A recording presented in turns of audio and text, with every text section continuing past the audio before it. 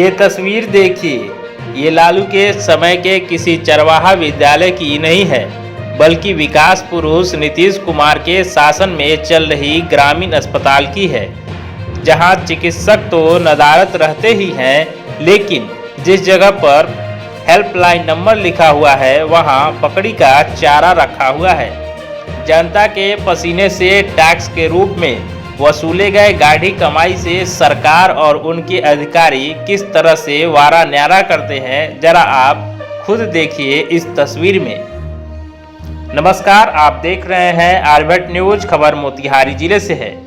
आपको बता दें कि वैश्विक महामारी कोरोना के गांव के ओर पांव पसारते देख सरकार ने गाइडलाइन जारी किया है कि स्वास्थ्य कर्मी और चिकित्सकों को अब गांव के अस्पतालों में तैनात किया जाए, और यही नहीं बल्कि जहां सरकार का अपना ग्रामीण अस्पताल नहीं है, वहां भाड़े पर भवन लेकर अस्पताल चालू किया जाए, ताकि लोगों को इस महामारी से बचाया जा सके। सरकार का जो अस्पताल है उसकी हकीकत आप खुद देख सकते हैं। इधर सरकार के इस आदेश के आने के बाद पूर्वी चंपारण जिले के हरसिद्धि विधानसभा के राजद के पूर्व विधायक राजेंद्र राम अपने विधानसभा क्षेत्र के लगभग सभी ग्रामीण अस्पतालों का हाल लेने निकले, पर सरकार के स्वास्थ्य व्यवस्था का हाल जो सामने आई उसे देख वे चकित हो गए। यही नहीं बल्कि उनके गांव का अस्पताल का भी हाल यही रहा। कुछ एक जगह को छोड़ लगभग सभी ग्रामीण अस्पतालें बंद पड़ी थी। यही नहीं बल्कि उनके गांव मथुरापुर के ग्रामीण अस्पताल का हाल और बेहाल दिखा, जो चरवाहा विद्यालय का रूप ले चुका है। हालांकि सबसे बड़ी चौंकाने वाली बात तो ये है कि यहाँ वर्षों से स्वास्थ्यकर्मी की तैनाती भी की गई है, पर आज तक वो यहाँ पहुँचे ही नहीं। पूर्व विधायक ने जब फोन लगाकर स्वास्थ्य विभाग के अधिकारी से स्थिति जानना चाहा, तो उन्होंने खुद स्वीकारा कि इस अस्पताल में तो कर्मी को तैनात कर दिया गया है, पर वह ड्यूटी कब और कहां करते हैं इसकी जानकारी उन्हें भी नहीं है। जरा सुनिए आप इस फोन कॉल को। बंद पड़ा है और हमको जो यहाँ पे लोग जब हम ज्वाइन किए तो वो लोग भी बता रहे थे कि मैडम बंद है, तो हम विभाग को भी लिखते थे कि इसको आगे सुदृढ़ करने के लिए काम किया जाए। एएनएम हम वहाँ पे दिसंबर के समय में एएनएम भेज दिए थे, नर्स जो होती है काम करने के लिए। दिसंबर में वहाँ भेज दिए कि कुछ नहीं सही, कम से कम टीकाकरण तो शुरू हो, दवाई तो बटे। नहीं, पहले के दिनों में आज से 10 साल पहले यह हॉस्पिटल इतना सुचारू ढंग से चलता था कि यहाँ पर ऑपरेशन थी। हम क्या आज से 10 साल पहले की बात कैसे हम मेरे समय में स्थिति खराब रही। जब हमको जानकारी मिला तो हम तो सबसे पहला काम कर सकते हैं कि एएनएम भेज दिए।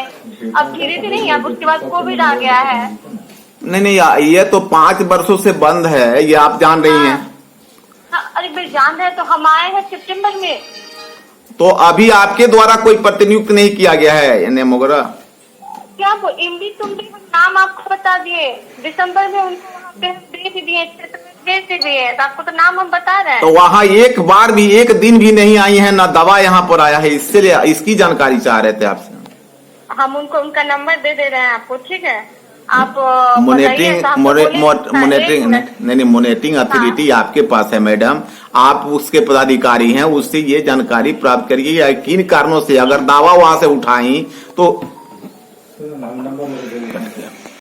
पूर्व विधायक राजेंद्र राम अस्पताल में लटके तालों को पकड़ कर वर्तमान सरकार पर जमकर सवाल खड़ा किए और कहा कि सरकार के इस बदहाल सिस्टम में जल्द से जल्द अगर सुधार नहीं होता है तो वो आगे सड़क पर उतर आंदोलन करेंगे। इन सब के बीच आपको बता दें कि पूरे जिले में लगभग 70 पीएचसी है जिनका कमोबेश यही हाल है।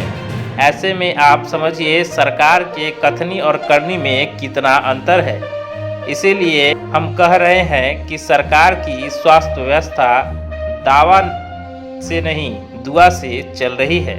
चाह रहे हैं कि आज मैं अपने हरसिद्धि विधानसभा के सभी प्राथमिक स्वास्थ्य केंद्रों का दौरा किया हूं। जैसा कि 20 तारीख को धरना का हमने तिथि रखा था, लेकिन अनुमति जिला पदाधिकारी के माध्यम से नहीं प्राप्त हुई और उनके द्वारा कहा गया कि प्रत्येक जगहों पर दवा और स्वास्थ्यकर्मी उपलब्ध रहेंगे, जिसकी जांच करने मैं निकला था। सभी जगहों पर देखे किसी भी पंचायत में कोई भी केंद्र संचालित नहीं है, न दवा है न डॉक्टर है।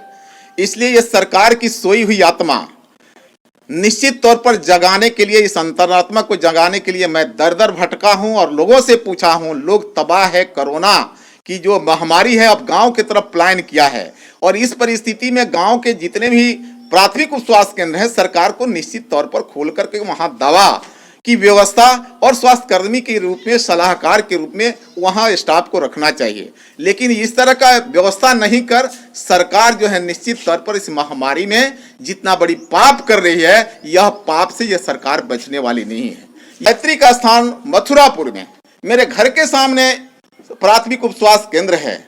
वहां की हालत आप सभी को हम बतावें कि जिस समय हम विधानसभा में थे, विधानसभा में लगभग दर्जनों बार सवाल उठाया और सरकार से आश्वासन मिलती रही कि अविलंब चालू होगा, 6 बीडेड में चालू होगा। लेकिन हालत है ये कोरोना काल में, देखिए ये ताला लगा हुआ है।